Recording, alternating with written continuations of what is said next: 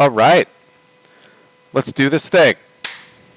So, there's a lot of books coming out right now, and I wanted to do a quick review of this one because there's more in the queue. We've got Daniel Moore's book coming out. We've got Max's book coming out. We've got just so many good books coming out in this exact area. If you're into cyber policy, it is book season. I don't know why. I don't know how these things work. But this was a pretty major book.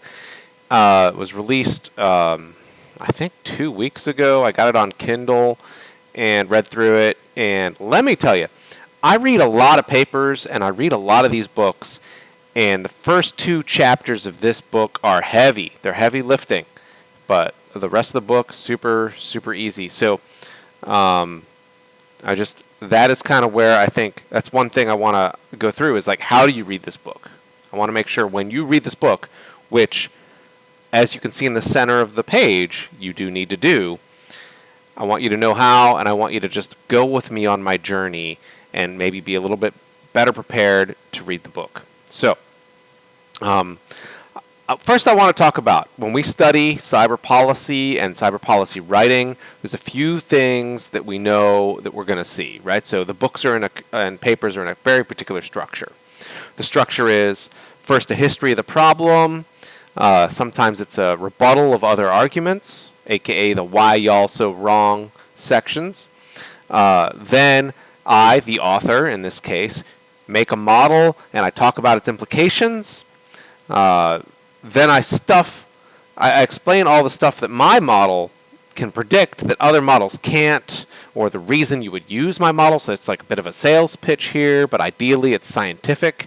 I will say a lot of people leave this section out, right? Like if you go to a talk on a new model, you need to ask them, what does your model predict that other models don't? What would surprise me when I use your model, or what would be interesting about your model, right? So you can't just have a model and then make a bunch of policy proposals. But the policy proposals are like the sugary candy. It's the dessert for a lot of these authors. So a lot of them spend a lot of time on that instead of explaining why their model is better using data from the real world, right? So it is a mistake if what they do is sort of pose a bunch of axioms about what they like, how they think the world works, and then say that's why I have this model. That's sort of one of those logical fallacies you're going to see a lot. So one thing I really like about this book is they really do a really good job of trying to say this is why this model works, and then here's some things this model explains that other models don't. And there is a policy section at the back, but it's not like 3 times the size of the rest of the book, like a lot of people do. So here's how you read the book. Read chapter 6 first, which I think is the clearest explanation. Then go back and read chapters 1 and 2, which are like, they drive you through a lot of serious, heavy policy stuff. And then read the footnotes right after you read those. There's a lot of great stuff in the footnotes, a lot of commentary. I think it's very annoying that you don't get the footnotes sort of in line. But so you kind of have to go through, read them, but it's not too bad. I don't think you should read this book on paper because you're going to be flipping back and forth instead of just clicking on the thing. Anyway, some people are of a different generation, and that's just how they have to do it. Chapter 4 is the section on what does this theory predict and how does it apply to what we know. Chapter 7 is a big case study on the United States. I would have loved to have seen a case study on some other country. I think it is very hard to say that the model applies more generally if you only have a case study on, what it could be a very exceptional actor, right? Like it's hard to say the United States is not an exceptional actor. Anyway, the problem with me discussing this book is that you almost have to be very well read on the current status of the arguments, right? So you really do have to understand Jason Healy's paper, Erica Lonergan's papers, maybe you've read some Brandon Valorano's papers, maybe you've read some J.D. Work papers, maybe you've read Harkness's papers from previous things, or Fisher Keller's papers, or Emily's papers from before it became a book. So that I don't necessarily think it's great that we're in a state in this community where you have to kind of know what the arguments are, but nonetheless, this book is a very serious rebuttal to our entire way of thinking. They, in fact, spend quite a lot of time in the book and in Emily's previous paper on what does it mean to have an entirely new paradigm, and how does this paradigm take over the other paradigm. And the reality is, it's very difficult because people have to admit they're wrong and they don't want to. And that's not what you see. What you see is I'm going to just annoy people. What you see is a sort of bargaining process where the people, for example, who did a lot of work on the Cyberspace Solarium Commission slowly revise back what they were saying, sort of doing a revisionist history. And they'll say, actually, we were totally right, and we just meant it differently than you read it, right? But in reality, they're adjusting to a more modern paradigm. And that's kind of what you're seeing here. And you can kind of, if you just look at the words, layered cyber deterrence, et cetera, national resilience, all stuff, there's a lot of stuff here that is obviously is getting rebutted by the book. So you might as well read this Cyberspace Solarium report first if you haven't already, which I'm sure you have. But if you're in class and you haven't read it yet, I don't know what to tell you. Get with the program. You can read it. All right, so the model. Initiative persistence. I should state all of this stuff in this video is my opinions, and you may hate them, and the authors may hate them, and everyone else may hate them. So if you're studying cyber policy, please don't take it as this is the final word, right? Obviously not. All right, so I made this really cool. Back in the day, I read one of the Fisher Keller papers, I think, and I was like, oh my God, he writes so much down in just a paragraph, what would be so much simpler if it was a table, right? So I made myself a little table, and I was really lucky because I was able to steal that table for this review. But basically, this is the argument, which is that you have sort of like three different completely different environments that have completely different features and behaviors. And like they act differently and they are different, right? And so most international law focuses on coercion, which doesn't apply to cyberspace. That's like one of the things this book will predict and this model will predict is that like international law has trouble because it's so focused on coercion and there's not a lot of coercion, right? So that's a clear prediction, right? So okay, so there's three of them. We won't get into it too carefully here, but the main theory is you can't think of cyberspace contention in the same way that you think of conventional or nuclear, which hopefully makes sense to everybody. Okay, so, but what you can think of is that states have realized that the cumulative effect of their actions in cyberspace can shift relative power distribution the same way like conventional strategic environment or nuclear coercion can, right? So that's important. So that's the first step, is that states have realized that you can shift distribution of power using cyber tools. And another step, if your strategic understanding is misaligned to the structural conditions of the strategic environment, aka you don't get cyber,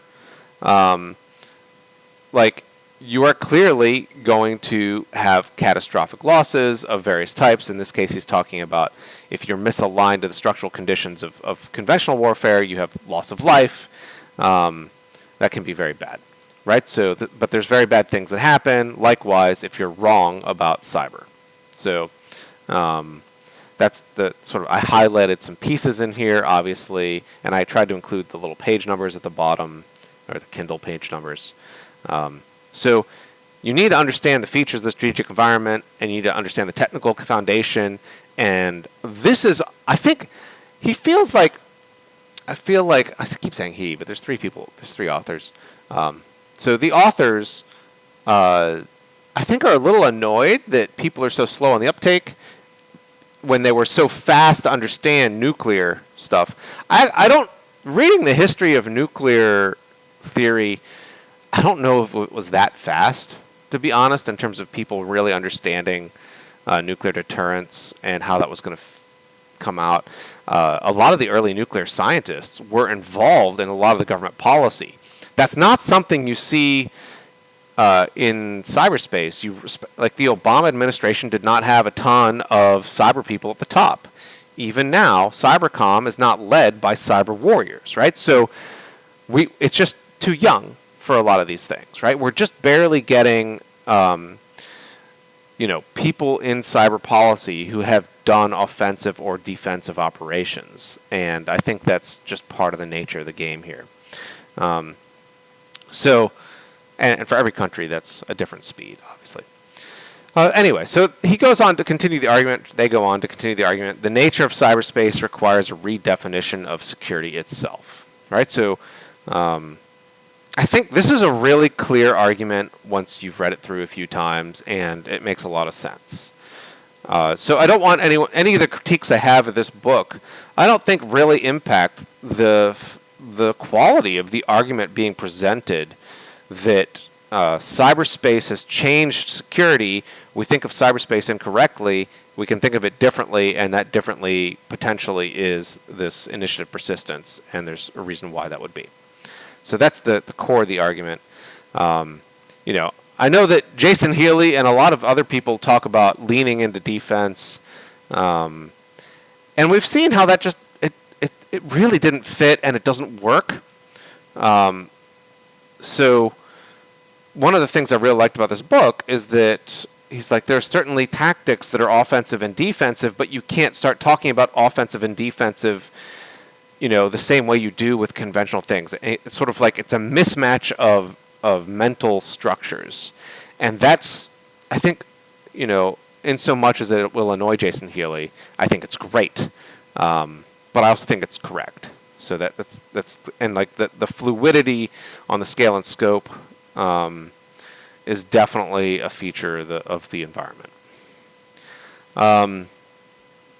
So this is what we are seeing. So I think that's the thing. It's like, even if you're not convinced by the sort of structure of the logical argument in the very beginning, you still may be convinced by the fact that what you are seeing does seem to register with the theories, right? So, and this is a logical path that unfortunately we see a lot in cyber policy in other papers, not in this particular book, but I'll see a paper that has just awful axioms, just the worst axioms, just the worst, and then their conclusion, when they add it all up, is still probably correct. Sometimes it's obvious, but sometimes it's just like, okay, well, that's likely to be correct, even though the rest of your logical arguments are wrong, right? So that's something that you'll see a lot of.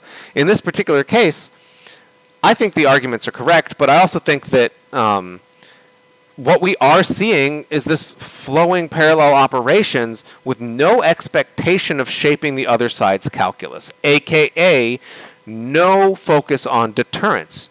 You don't see us responding to OPM by hacking a similar thing, right? That's just not how we're doing it. That's not how the Chinese are doing it. It's not how the Iranians are doing it. So if that's what we're seeing on the ground, we need a model for that, right? So that's why he's so frustrated, or they're so frustrated, and also why I think a lot of other people in industry and practitioners are frustrated with the sort of coercion-focused policy, mentalities, which are most obviously wrong, right? So I think there is coercion. Like, coercion's a thing. And I think the only clear example I've ever seen is the Sony Pictures Entertainment example. But even that is coercion from a state to a company, which isn't what he would call coercion. He would probably call it fait accompli. He would say, what you're doing is power projection. You're not doing coercion, because coercion would be you threatening something and then the United States telling them not to release the motion picture. You're just saying you can release the motion picture, but you'll never get another one insured. And that's a very key fact, I think. Fait accomplis often are more about side effects than they are about direct action. If you can't get insurance, you can't do that thing, whatever it is. Be it shipping to a port, be it releasing a movie, be it running a company. A lot of times, it's not about hitting or stop blockading something directly. And so So this is the power projection aspects of this are really interesting.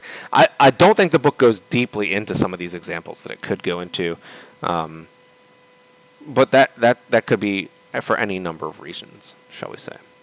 Okay.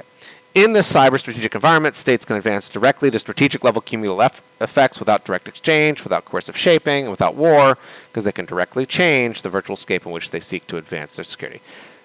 It's clearly true, and I think they use the example of Chinese intellectual property theft, but I think there's a bunch of other examples you could use in your own head if you would like to.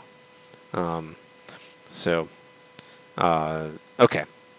And I think probably one of the other ones I would use might be the hack and leak operations on the election, on the 2016 election.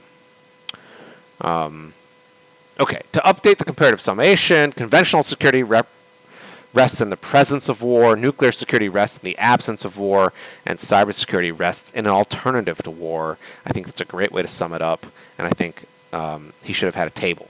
A table would be good. So they should have had a table. Okay, a compelling section. Some of the best writing in the book is explaining how other models are incorrect.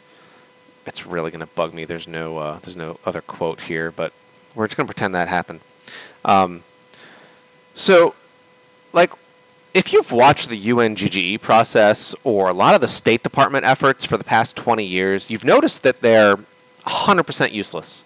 Just 100% useless. Every time Chris Painter talks about the successes of that effort, you got to wonder what he's looking at, to be honest.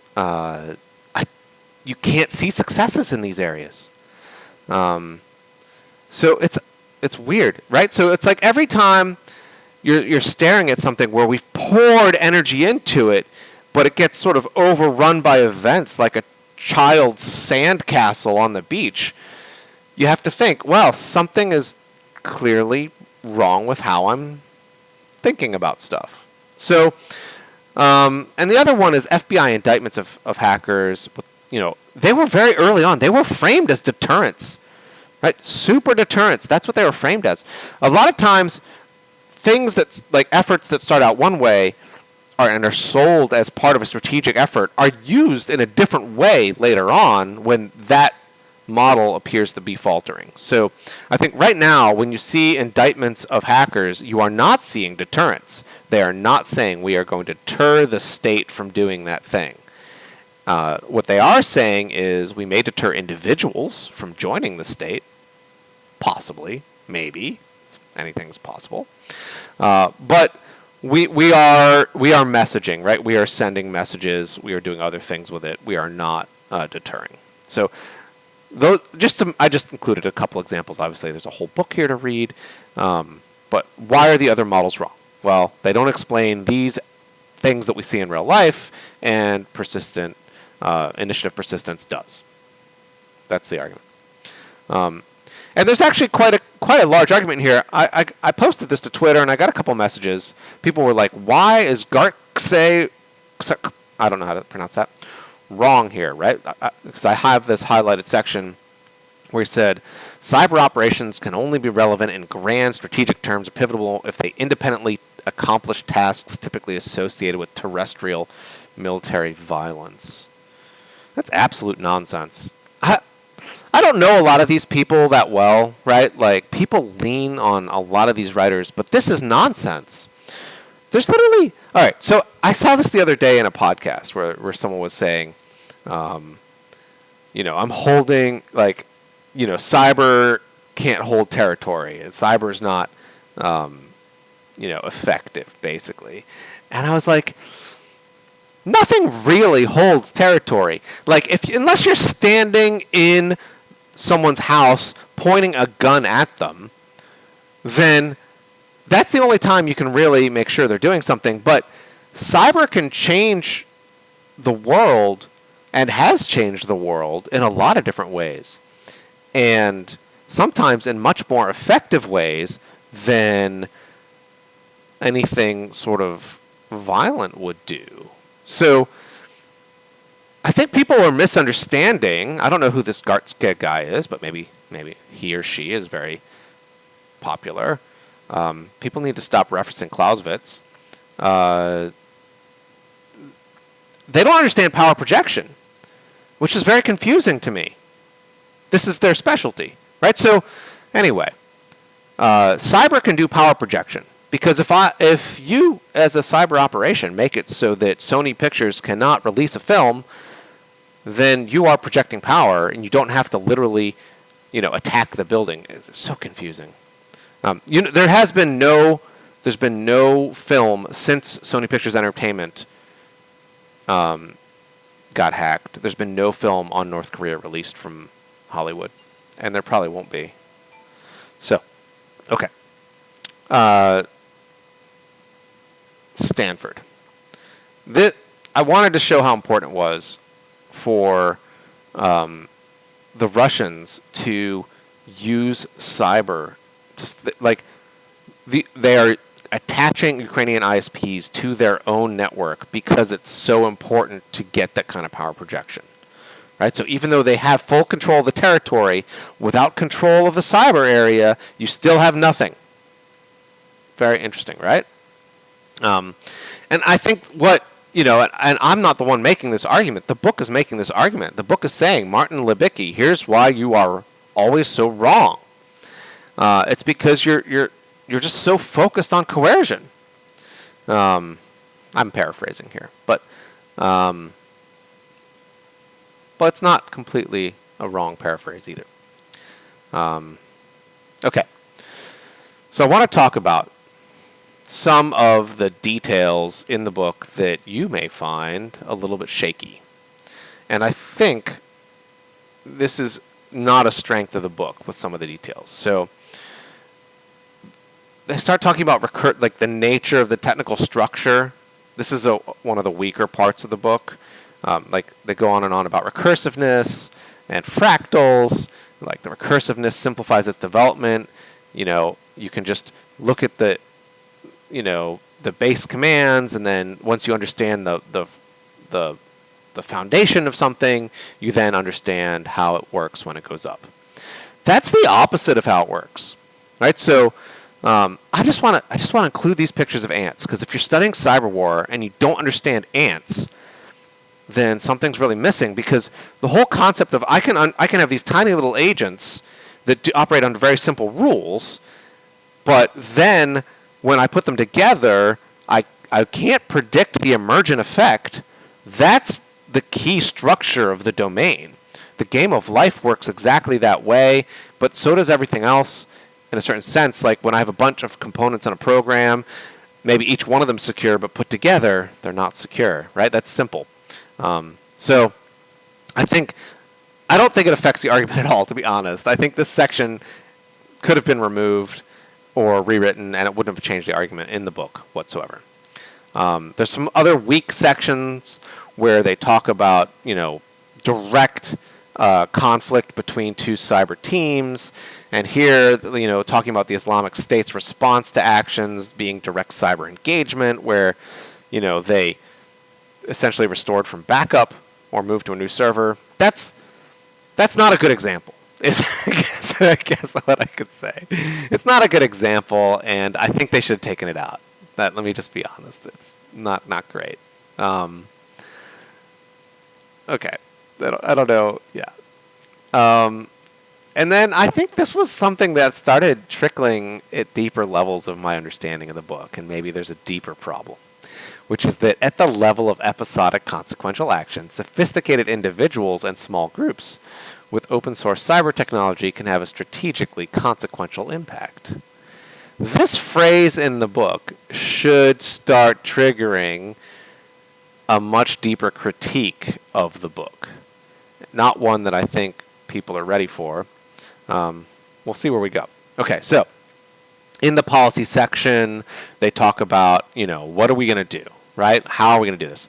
The real policy action that they should be proposing is we need to move our understanding to use initiative persistence solve this internal argument that we're all having about how to think about the problems, and once we do that, we can move forward, right? So that's the real sort of policy prescription, but they do have in their book and in some of their papers this concept of whole of nation plus, which I made a funny joke here.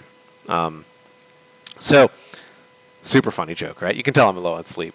But the whole of nation plus, WAN plus, thus stands in contrast to standalone whole of government efforts, separated public-private partnerships, and basic cyber awareness education approaches, right? So recognize the interconnectedness orients toward not leaving any flank open. Okay, so people use the word orient because of the OODA loop thing. I think we need to get beyond OODA loops. Everyone stop talking about OODA loops. We're going to have like just team, no more Clausewitz, Sun Tzu, or OODA loops. We're just going to have to move beyond that with our strategic thinking. Okay, so solution to interconnectedness cannot be greater segmentation. Cyber persistence theory would expect states to begin to adopt greater coordination of their societies, combining three major elements with a fourth line of effort, intergovernmental coordination. Okay, so we're not doing this right now. So, and I think it's a little bit of a weaker section in the book when they try to show that when this is really happening. I think there are times when this happens. I just think the sections in the book are not, good examples.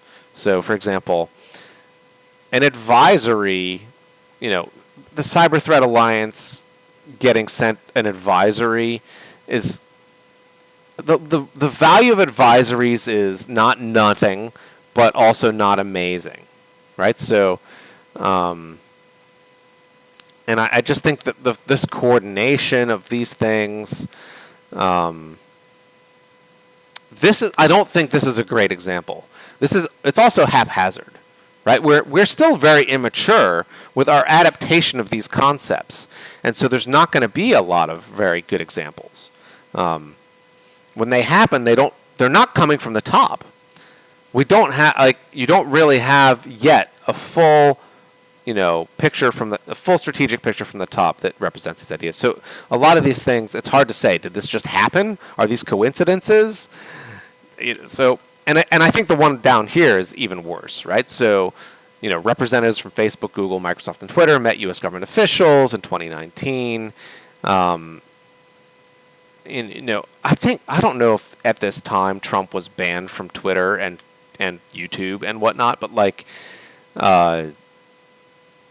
I think that it is very hard to say we had even close to a realistic alignment between, the government and social media when the head of the government is lambasting and attempting to get laws passed against all of these social media companies, right? So there was a huge argument, and continues to be a huge argument, about government regulation of social media.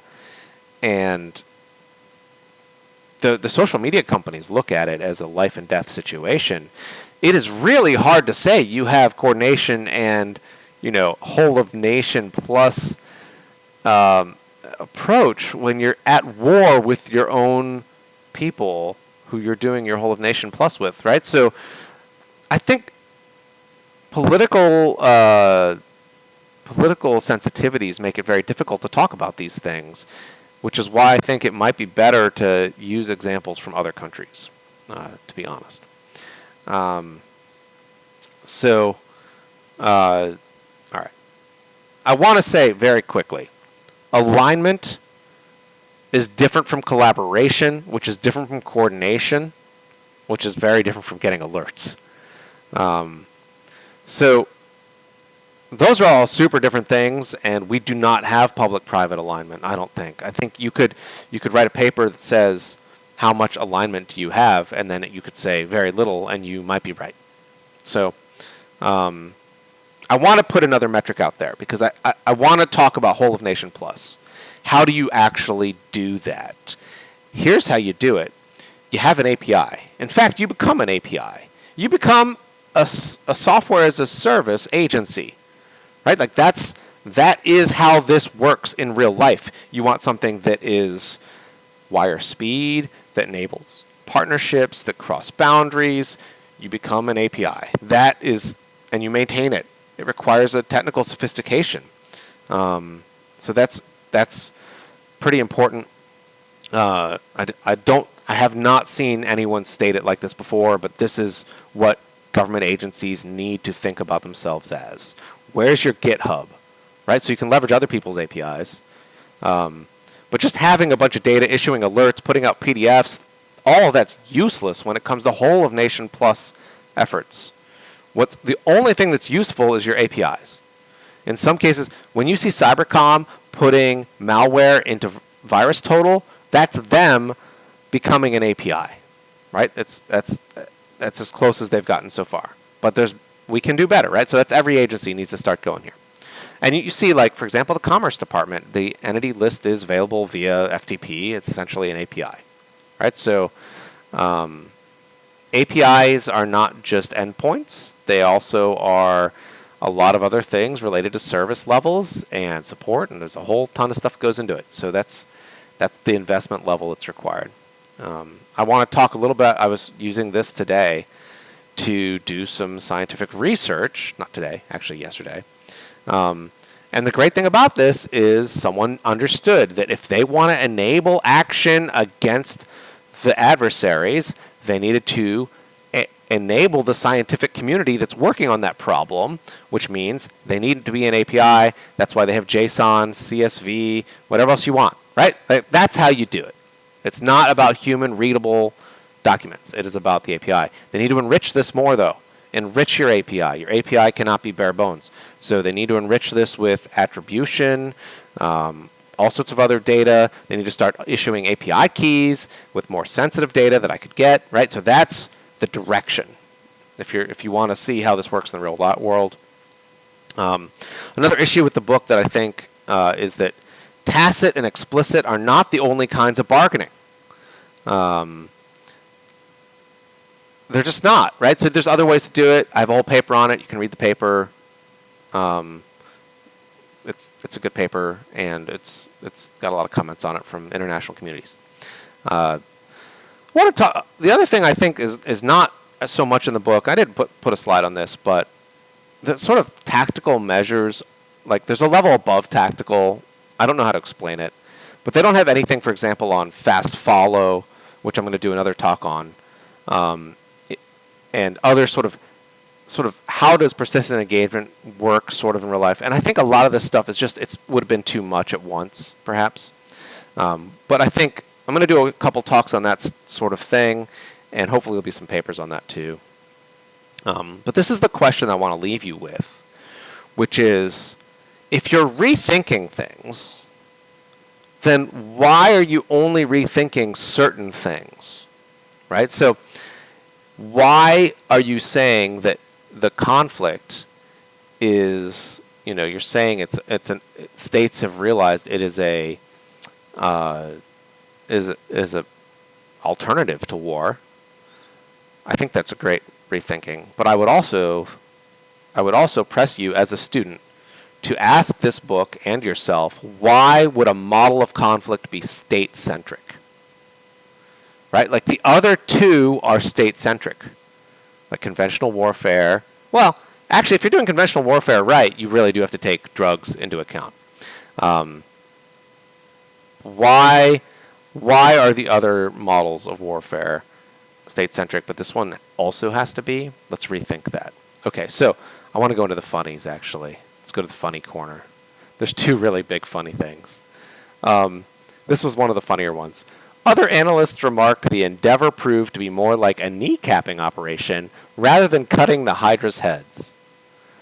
I feel like this analyst has not understood the story of the Hydra, so I don't know. So anyway, I don't know. I could be wrong. I should go read. I should click the 172 and read it again. But I thought that was really funny, just as a phrase. And he has this, or they have this really good one. 5 years of this is where they talk about the indictments not being deterrent. They're like, there's little evidence to support Rosenstein's argument that DOJ indictments stop or even slow these activities. Yeah, that was obvious going into it. Everyone was like, what is this going to do?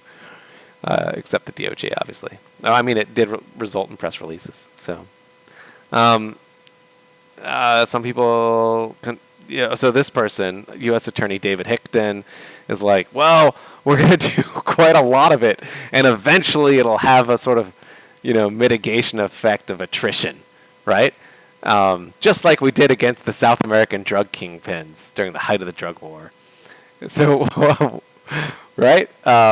Today, Hickton says, U.S. prisons are filled with drug traffickers. Left unsaid, though, is that drugs continue to flow across the border in significant volume. Oh, man, I loved it so much. Okay, the authors occasionally, when they want to get acerbic, they do very well. They do very well. It's really great. This speaks to a lot of other issues, right? When you're wrong about big things as a country, you're often wrong about other big things, right? So we're clearly wrong. We lost the drug war, right? Like the drug war is gone, but the influence of the thinking here is affecting cyber. It's affecting our ability to protect ourselves in a different domain entirely. So I think that's another interesting side note. But anyway, it's just so funny. I've always said that human brains are very similar to computers in that if you can get a computer to think one really wrong thing, like that the buffer is smaller than it should be, then you can control the whole computer. And I think human brains are the same way, right? If I can make people believe in ghosts, then you can make them believe in anything. You know what I'm saying? Anyway, so that's the book. You should read it. Hopefully you feel better equipped to digest it. If you disagree, leave a comment, click like and subscribe. This is how I make my living, so really appreciate the sharing it on Twitter that everyone's doing. Anyway, thank you so much, and I'll see you at the next book.